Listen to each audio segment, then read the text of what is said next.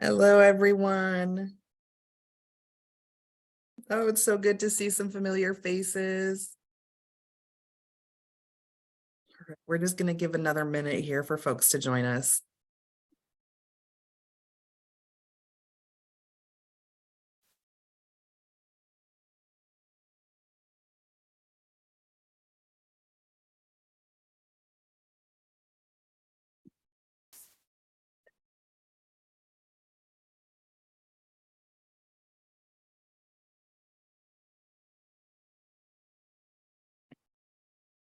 In the interest of time, we're going to go ahead and get started.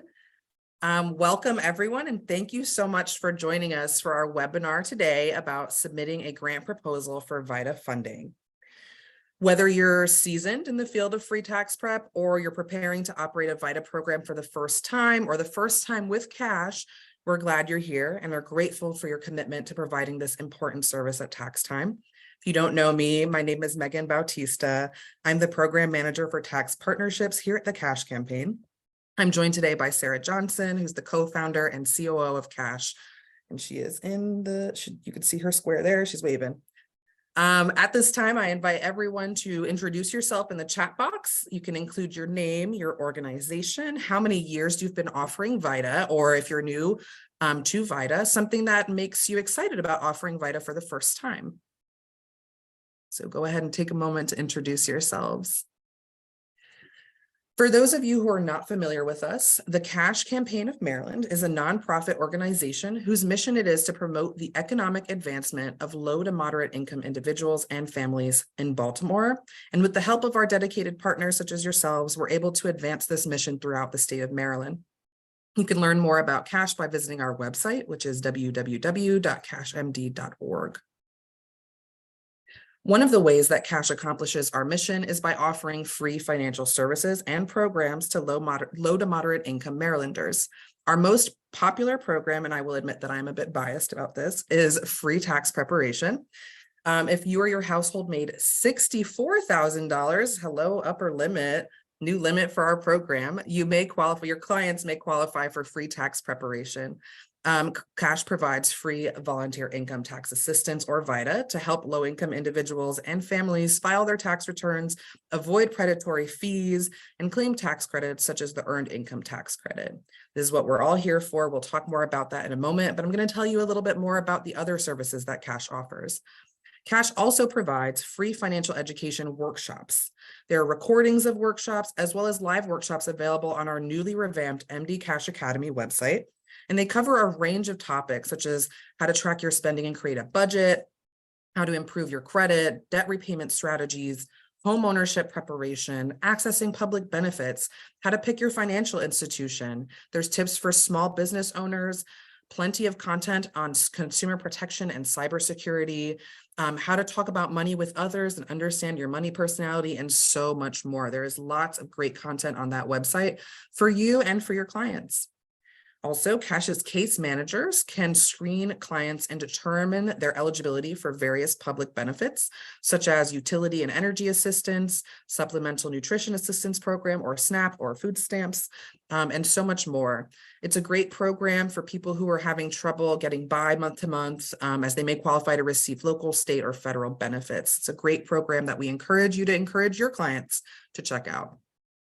Cash also offers free financial coaching and free financial planning services. Financial coaches are able to help clients reach specific and measurable financial goals, such as paying down debt or saving for a down payment on a new home. We also partner with pro bono certified financial planners to provide limited professional financial planning services at no cost. I should mention that these are just our services for clients. Cash also works with organizations and practitioners like yourselves to bring the same services and programs to their population, and also advocate for policies that improve the financial well-being of low to moderate income Marylanders. All right, Sarah. Hi, everybody. Good to see so many familiar faces and some new ones as well. Welcome. I just wanted to give folks a sense of what our impact has been this past year. And I want to say that, this impact is a result of organizations like yourselves that partner with Cash to do this work. We don't do this work alone. This really is a representation of a lot of effort by many of you who are here and many of whom are not, of what it really takes to reach this many people. So we had almost a 25% increase last year in tax returns prepared. So we're really proud about that increase. You can see we had about 16,000 tax returns that were prepared. Our high watermark, to give you a sense of where we've been in the past, pre-pandemic, was about, across the state, was about 23,000. So we are working to get back to that number again. And this translates to a lot of money. You can see that the refunds then result in about $25.8 million in refunds that go back to individuals. And one of the key indicators that I really like to look at is the tax preparation fees that are saved. So we take that average of about $306, and we get that from a national index source of what it takes to what someone would pay if they went to a commercial preparer to show what we've saved taxpayers. So we know that we've on average saved about $5.1 million in unnecessary fees that people didn't have to pay. I also want to highlight the volunteers. VITA, or Volunteer Income Tax Assistance, the V in VITA is one of the most precious resources we have, those volunteers. It takes a lot to recruit, train, and certify these folks to come up and show up on a Saturday in the middle of winter, right? So we really appreciate their time. And we had last year 460 volunteers that worked across the state in tax sites, helping to work with our clients. So we know that's a real important piece, and we look forward to reading more about your volunteers and your proposals. Go ahead, Megan, next slide. I want to mention a little bit about the funding sources for this RFP process. So I do want to highlight that this is our second year doing a formal RFP process, but we have been doing subgrants to many partner organizations for many years. And you've heard us at coalition meetings, for those of you who've been with us in the past, that what we've been trying to do over many years now at CASH is really grow the funding sources for this work. And we've been very fortunate to be able to raise federal dollars, most of which comes from the IRS. So we submit a grant every year, every other year, depending on their cycles, to receive IRS VITA funding. And we've been subgranting much of that. We have been chipping away at convincing the state partners to allocate funding specifically for tax preparation in the state. And we were successful last year in getting that allocation actually increased. So now it's about $500,000 that the state is putting into VITA. So 3 cheers for that. And so part of our work then is to help get that money out onto the streets, as well as use that for other programming as well. And then we also raise money from private sources. So the Weinberg Foundation and other foundations really believe in this work, and they would like to fund organizations, but it's sort of more efficient for them to make 1 or 2 larger grants that then get subgranted out to partners like yourselves. So part of why some of the compliance piece is so important for this, and we will touch on that a little bit throughout this process. And then again, once an award is made, we'll work with you really closely on your budgets, is because if anyone's ever had to manage a federal grant before, you know that it's very complicated, right? So there's a lot of things that can be really sticky around matching funds, around what is counted, about how allowable use is. So we'll be going more into that in future webinars once we get to that stage. But just to give folks a sense that this is really a blended source of funding that we're using in order to grant these dollars out. All right, thank you, Sarah. Now let's take a look at our application criteria. So to start, we're going to look at our target organizations for funding. So CASH will only work with other nonprofits, government entities, and organizations that have a fiscal sponsor. Some examples of organizations that we work with and fund for VITA include public universities, community action agencies, faith-based organizations, nonprofits providing workforce development or economic empowerment programs, housing services, or wraparound services. We're looking for organizations who are 501c3 nonprofits or who are fiscally sponsored by a 501c3 nonprofit. We're also looking to work with state or local government entities in the Maryland and DC area. Ideally, your organization is currently providing free tax preparation services, conducting outreach in the community, or providing general financial capability services. If that sounds like you, then we strongly encourage you to apply. As you can see from this map of Maryland, CASH and our partners are present in 17 counties and in all of the major regions of the state. Pause for applause. While all organizations are encouraged to apply for funding, we want to be fully transparent about our preference for organizations that are serving target populations for us. So that includes rural and suburban populations, counties where cash is not currently present, and organizations in areas where there's little to no free tax prep infrastructure existing, and where they would reach underserved and low-income communities, as well as organizations that are serving the recently arrived and immigrant communities. Those are our general funding priorities regionally. Let's take a moment to review the timeline for applying for funding and notifications of funding decisions, so no one has excuses about missing the deadline. Just kidding. The RFP officially launched a few weeks ago on July 17th, so perhaps some of you have actually already submitted your proposals. But for everyone else, proposals are going to be accepted until Saturday, September 30th at 12 midnight. So go ahead and mark your calendars, set an alarm, an alert, whatever you need to do. After September 30th, Cash and our team of evaluators will take some time to review all of the submissions and make sure that each of the proposals are complete first and foremost. And then we'll rank each organization's proposal using a rubric, which has various criteria. Once we make determinations about funding, we anticipate that we'll contact your organization and notify you about funding by Wednesday, November 15th. So you can also put that in your calendars as well. All right, let's take a look at a few terms and resources that we think will be helpful as you prepare to submit your proposal for VITA funds. We'll start with a bit of background about the IRS VITA program for those of you who might be new to operating a VITA program, or for those of us who want a refresher. VITA is an acronym and it stands for Volunteer Income Tax Assistance. The VITA program is overseen by the IRS and it's actually over 50 years old. The program offers free tax preparation services to qualifying low to moderate income individuals and families and helps them access high quality tax preparation services from the IRS trained and certified volunteers. VITA helps people claim helpful tax credits like the earned income tax credit, which we know can make up a large part of their refund and really bolster their financial reserves for the year. For the upcoming season, the income eligibility I mentioned is up from $60,000 to $64,000 for individuals and families. So we're really excited about that.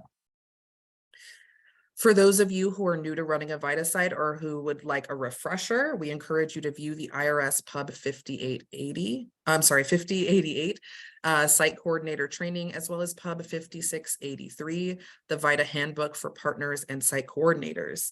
These are both linked in the FAQ document that we'll have on our website, and we'll also drop the links into the chat. These resources really contain helpful information about the program's guidelines, required forms and agreements, equipment, volunteer recruitment and certification, the ever important quality site requirements or QSRs, which I'll talk a little bit about later, VITA program policies in general, and so much more. So we strongly encourage that you familiarize yourself with these documents prior to submitting your proposal for funding, as this will ensure that you have a strong grasp on things like the QSRs or the VSOC, the Volunteer Standards of Conduct, the roles and responsibilities of your site coordinator, IRS equipment, the use of IRS equipment, the security requirements, and so on and so forth. So do take a moment to review this before you submit your proposal. Now let's actually review how to begin your application to submit your proposal. If you're new to the Common Grant application platform, I know Sarah mentioned this is our second year using this platform, so you might have already created a login, but for those of you who are new, we encourage you to view this introductory YouTube video, as it will orient you to the platform and show you how to register. We will provide the link in our FAQ as well. To register, you can visit the first link that you see here, which again, we'll provide in the FAQ, and I think Sarah's going to drop them into the chat. And this will, wonderful, thank you, which will require you to enter in some basic information about yourself and your organization and create a username and password, which you will want to hold on to and not lose, because we cannot reset that for you. If you've already registered, you can visit the login link, which is the second link there, and log in using that username and password that you created once upon a time. All right. All right, once you log in, you'll see our homepage of the Common Grant application. And just to note, you can actually download a PDF copy of the application to complete offline if that's your preference. So you would do that by clicking, and hopefully you can see my screen, the bottom left-hand side is a screenshot of the web page. You'll see PDF download. So you could click that and you'll have the entire application in a PDF form that you can fill out offline if that's your preference. All right, and now we'll actually review the application. So you'll first see, the first page you should see will have our introduction, which has information about the cash campaign and our mission, as well as review our role with respect to subgrants and the level that we're able to fund at. Something I want to highlight is that our funding range this year is $5,000 to $50,000, which is up from last year when the upper limit was $30,000. So we can all just be happy about that. We'll just clap. We've already discussed the general eligibility requirements for grant recipients and our funding priorities, but this introduction will review that information as well. Next, you'll be prompted to enter your contact information, including the name of the primary contact person responsible for filling out this form, as well as your organization's name and address and email of the primary contact. Next, you'll be prompted to share your organization's mission statement, as well as your federal EIN or employer identification number. We mentioned earlier that we'll work with organizations with fiscal sponsors, so you're welcome to apply, and we just ask that you please provide us with supporting documentation about your fiscal sponsorship in the designated area for attachments, which I will talk about in a little bit. Next, you'll list the amount of funding that you're requesting in your proposal. Remember that the awards are ranging from $5,000 to $50,000 this year. And then you'll choose from a drop-down menu if you are either a new or an established VITA program. Then the next option is to select the target population that you plan to serve with VITA. This is a checkbox menu, which means that you can select multiple options. As you can see here in this example, we selected a few. We selected low to moderate income taxpayers and rural areas. So when you fill this out, please just indicate all of the populations that you intend to serve through VITA here. And then in this last write-in section, you'll write in the county or counties that you plan to serve through your program.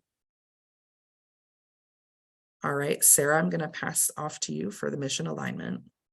Yeah, so in this project description, we're really asking that people brag about themselves, right? We want to hear why this program is important to you, what it means for your community, and what it means to help further your mission. This is where we want to hear about any, the type of buy-in that you might have from the leadership at your organization, from your staff. So we look forward to learning how this work, either ongoing or as a new program, really helps further your impact and why it's important to your organization. Perfect, thank you. All right, next up, you'll indicate what service delivery model or models your program plans to use this upcoming tax season. So from this menu, there's traditional in-person drop-off virtual taxes, either using Get Your Refund or another online platform of your choosing. There's also facilitated self-assistance, My Free Taxes, and so on. Of course, each model is going to have certain advantages and certain disadvantages, unfortunately, depending on the needs of your organization as well as the communities that you serve. I'm going to take a moment to review some of the pros and cons and general logistics of each of these service delivery models for those of us who might not be as familiar. So for traditional in-person VITA, these programs complete tax returns with volunteers and clients completely in person and on site. This is how our VITA programs operated pre-pandemic, and it is the most efficient way to operate a tax site and achieve the greatest outputs based on some of our anecdotal evidence and research. Staff schedule appointments with clients in advance, or they can accept walk-ins. It's up to you. Volunteers and tax site coordinators on site will complete the mandatory intake and interview processes with the client and obtain copies of their personal identifying documents and tax forms. The return is then completed on site with the client present throughout the tax prep and quality review process, usually making small talk with you or dreading whatever is happening in the tax return. And then finally, once the returns have been reviewed and approved, the client will sign the return and obtain copies, and the site coordinators will electronically file the returns in a timely fashion. This process often requires very minor follow-up. Typically, clients will get in touch to inquire about the status of their refund.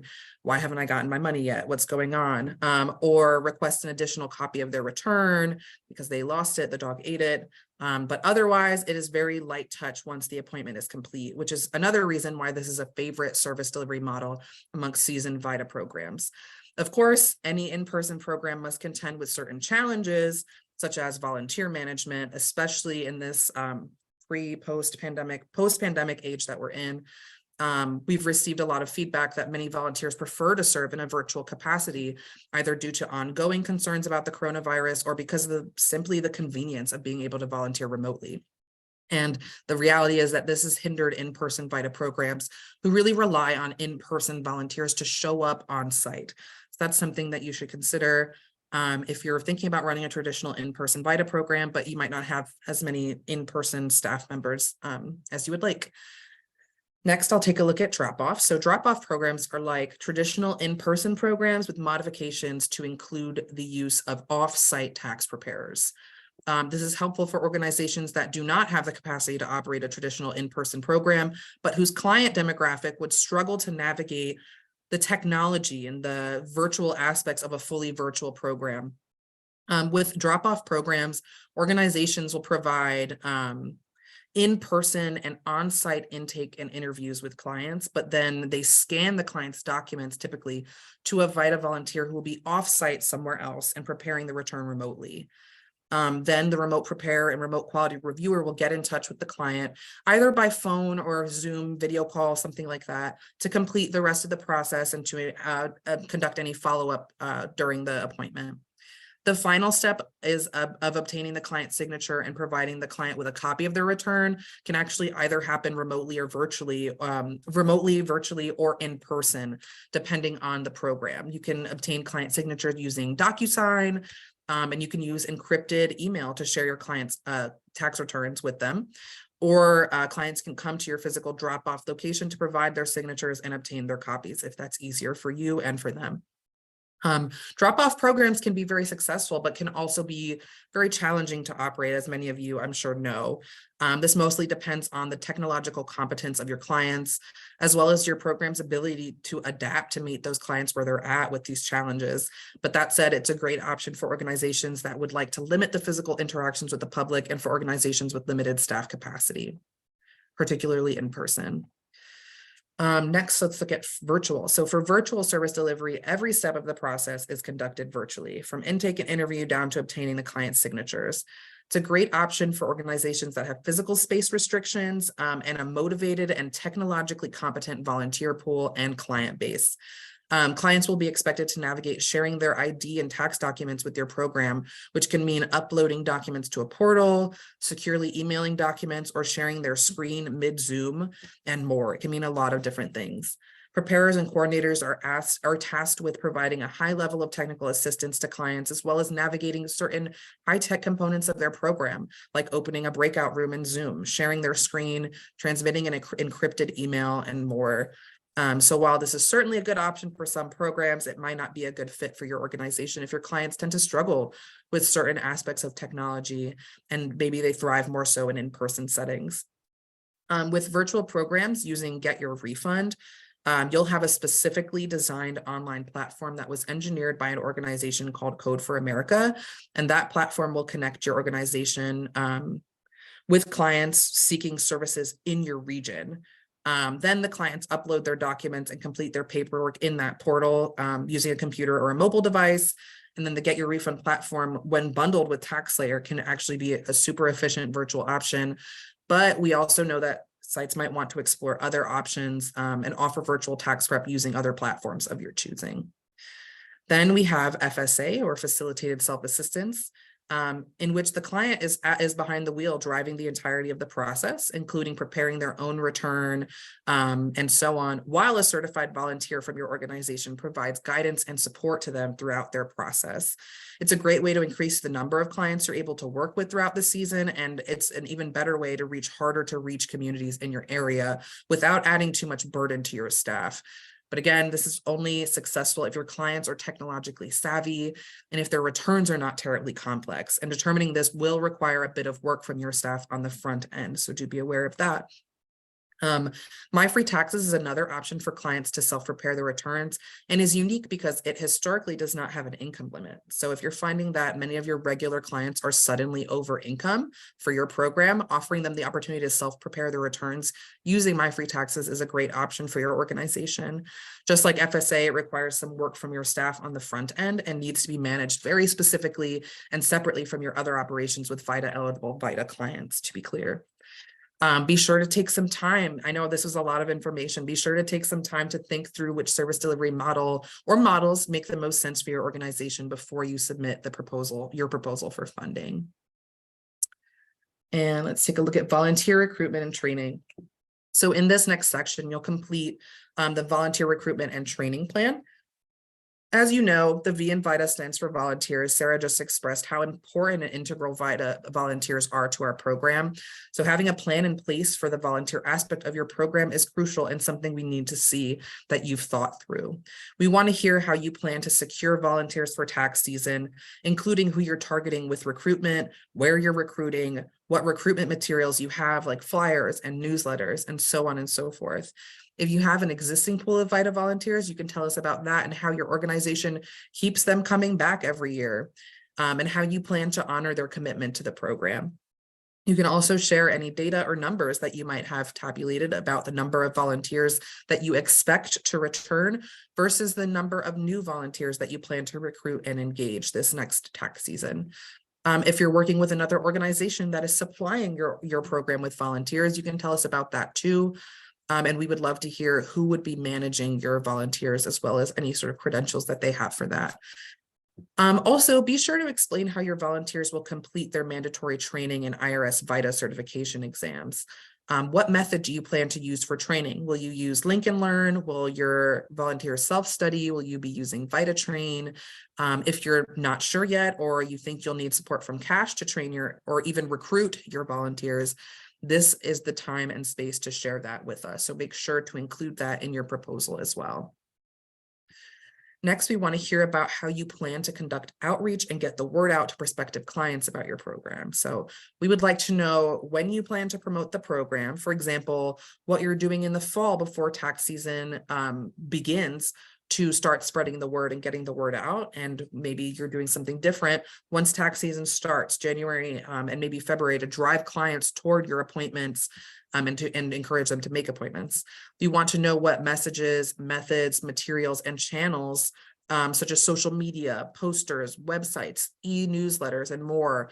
Whatever it is that you're planning to use to get the word out about your program, please let us know. And also later you can include an attachment. You can actually upload an example of some of these materials that you're using. For programs in the Baltimore area specifically, we want to hear about how you plan to contribute to Cash's outreach efforts in the area. But for all organizations, we want to know who your outreach partners are, if you have any, and how you plan to use social media to get the word out even further.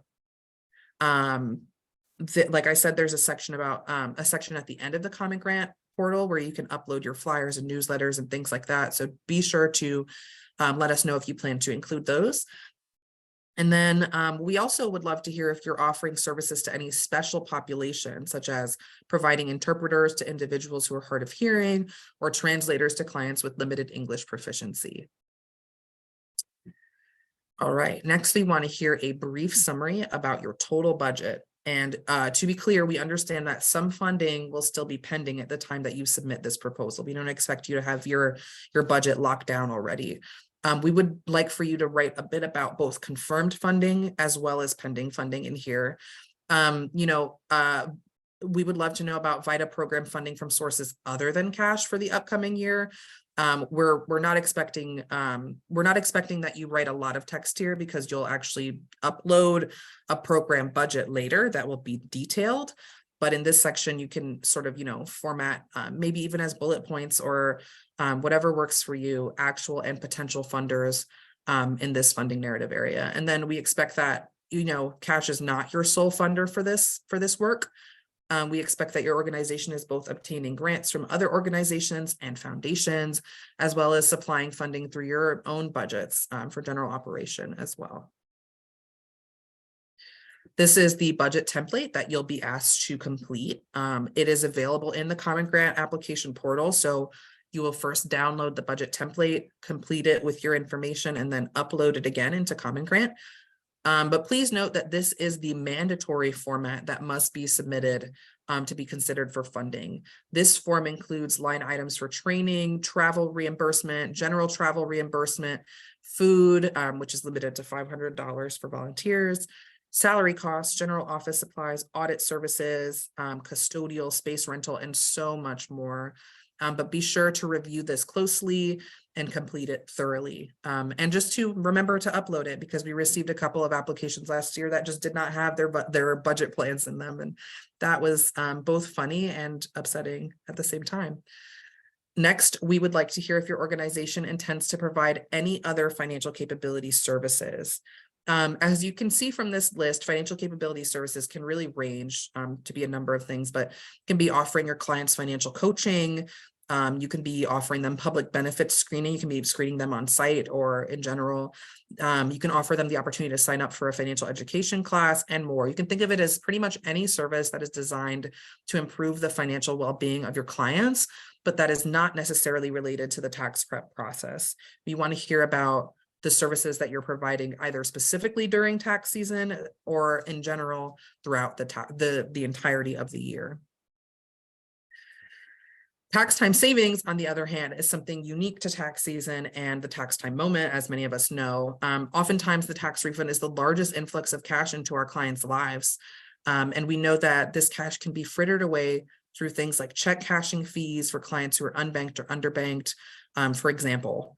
So we see tax time as a really crucial moment in which we can meet our clients where they're at, and either by encouraging them to deposit their refund into a safe financial product, or by meeting them with tax time savings messaging that encourages them to save all or some of their tax refund, typically in exchange for a fun prize or a tchotchke, so on. This is, again, a checkbox option, so organizations can indicate however many of these programs they intend to offer.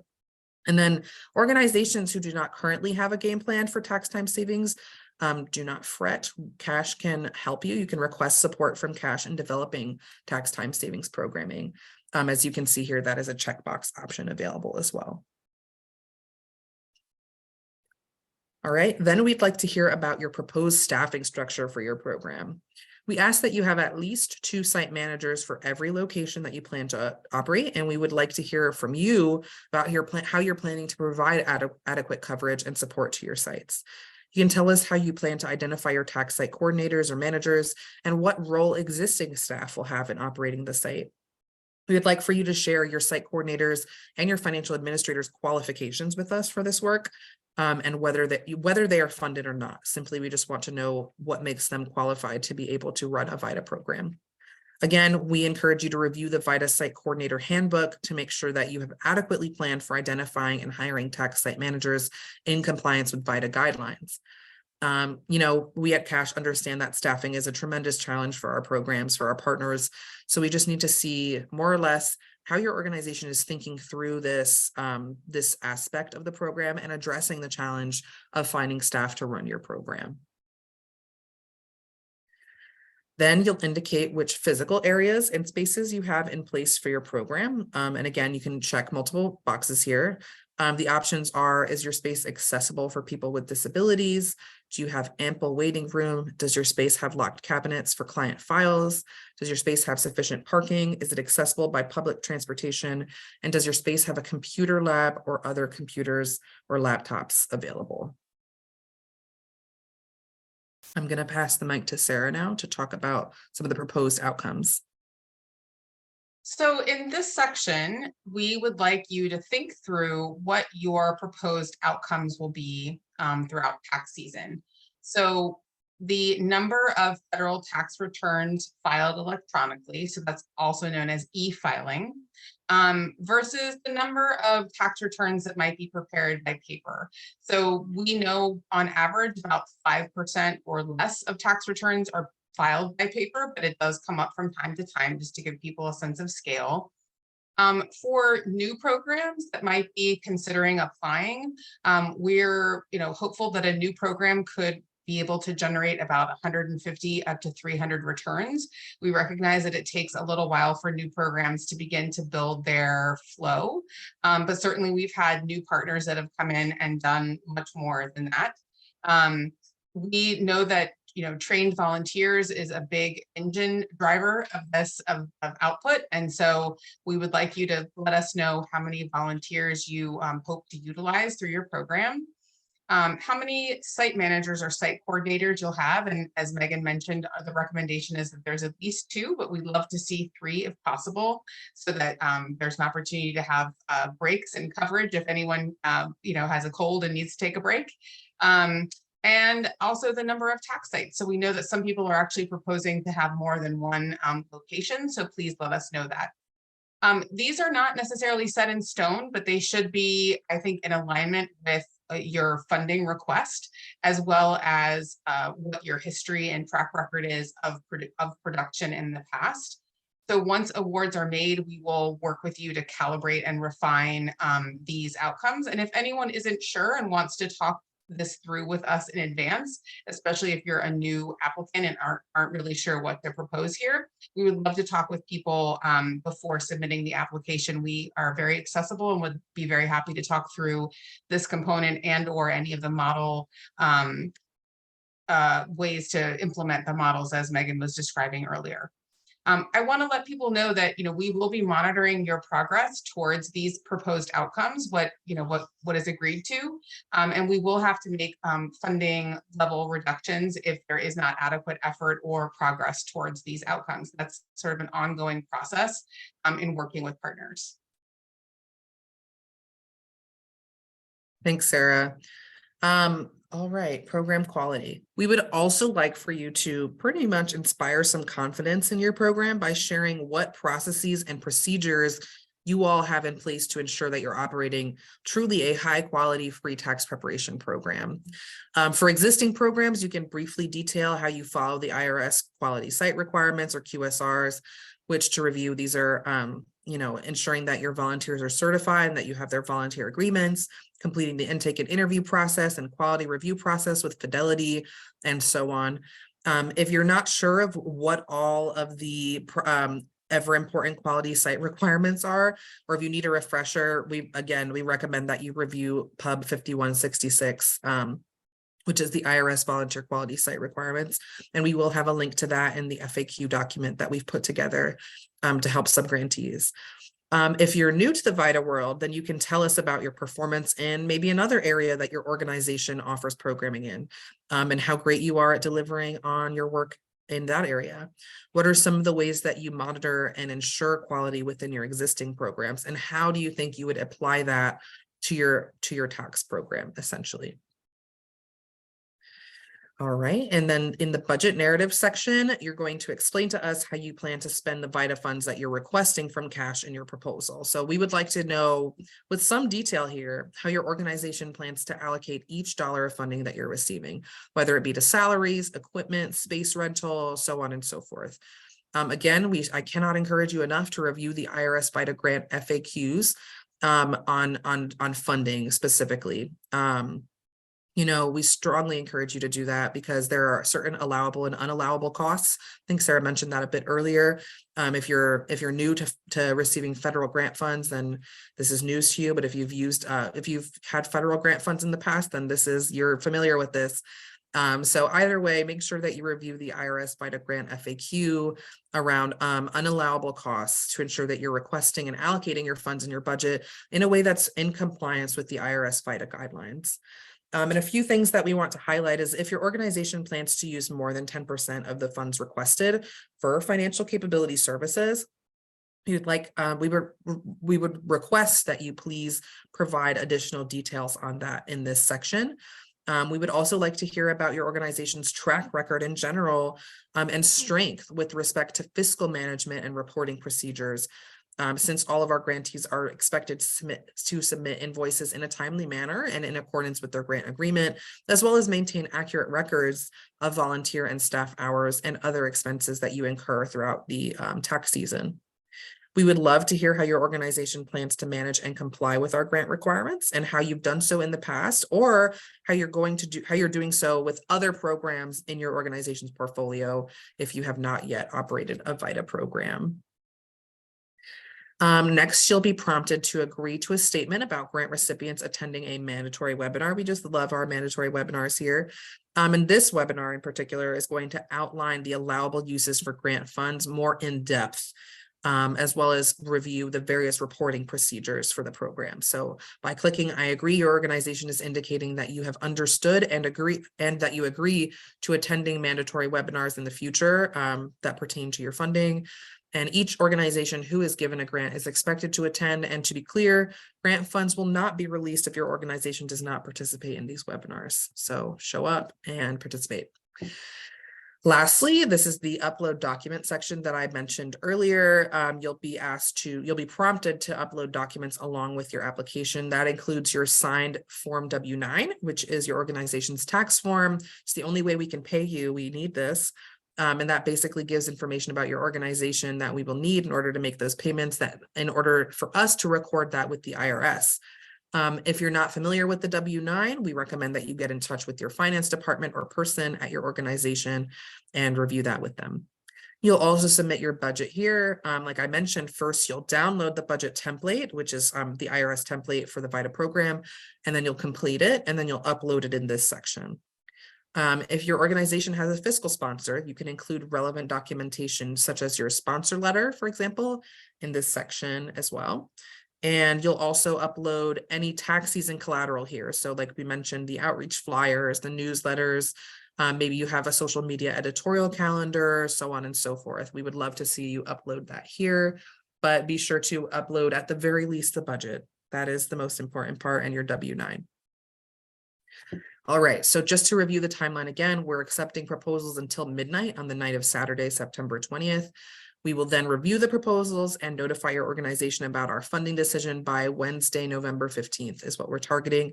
We anticipate that the webinar and Q&A along with our FAQ document will be made publicly available on our website sometime next week. We're targeting August 7th. So be sure to check back on our website for that. And we'd like to close out by inviting you to sign up for Cash's e-newsletter, where you'll find news and information about not just Cash's free tax prep work, but also our other financial capability work, policy initiatives, and much more. You can scan the QR here, or you can visit our FAQ document, which will have a link to sign up as well. You can also sign up by visiting the newly revamped MD Cash Academy website and navigating to the bubble that says e-news on the top right of the page.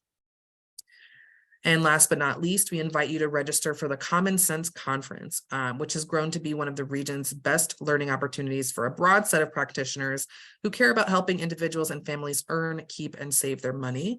This virtual conference includes content on the racial wealth gap, free tax prep, financial technology, mental health, and more. The conference is hosted by the Cash Campaign, as well as the Community Tax Aid and the Virginia Community Action Partnership.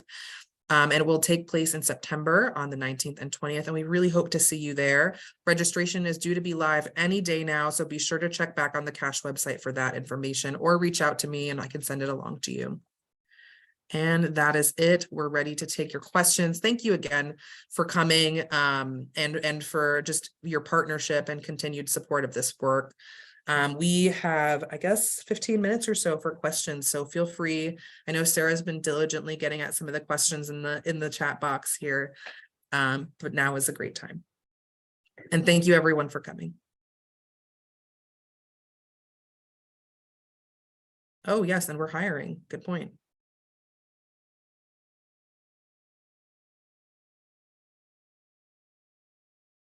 I just want to point out that Teresa has put her contact information in the chat as well for everyone. They have a lot of experience using different models. So if you'd like to chat with her a little bit, please feel free to reach out. Thank you, Teresa, for that offer.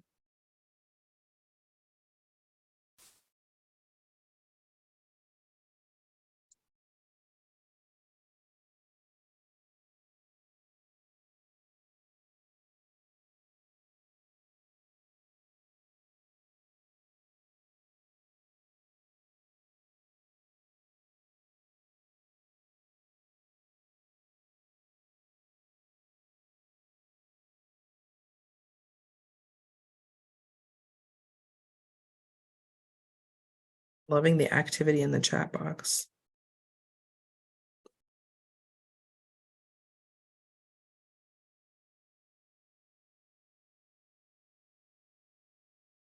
All right, everyone, if there's nothing more, please feel free to reach out. We look forward to reviewing your applications. Please be in touch. As you are developing your proposals and thinking through your program, we are here to help. And as you can see from the chat, this is a very supportive group. So there's lots of organizations that are also here to support any new groups or anyone who's trying to refine their models so that we can do more around the state next year. Thanks, everybody. Thanks, everyone. Thank you, guys. Have a great one. Thank you. You too.